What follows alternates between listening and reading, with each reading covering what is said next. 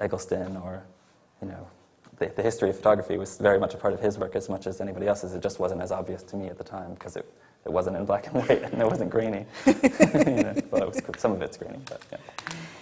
And I mean, again, it's sort of like a question for all of you about what you thought you were entering into or what you were aiming for by, I mean, what was this thing, contemporary art photography?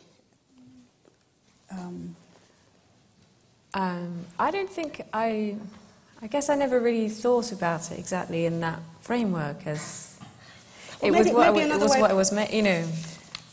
Maybe another way of putting it is to be a bit more literal about it. Is were you considering first and foremost the gallery, the context for your photography? I think when I first started making photographs, I didn't really think about where they were going to go at all. I just knew that there were things that I really wanted to make, and I felt that that was the way to realise the things I wanted to make was with a photograph rather than with a painting or drawing or something.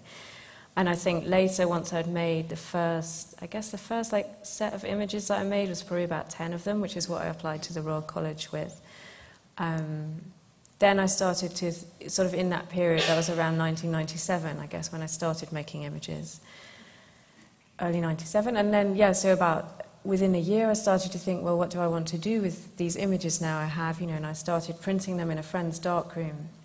I learned printing from somebody, you know, and would just go and print in the night time when the photographer whose darkroom it wasn't printing himself, so I would spend like night printing things and thinking, yeah, that looks really great, and then it would be completely blue or cyan or something else, but at that point I couldn't really see the difference. And then after a while I had, you know, a set of images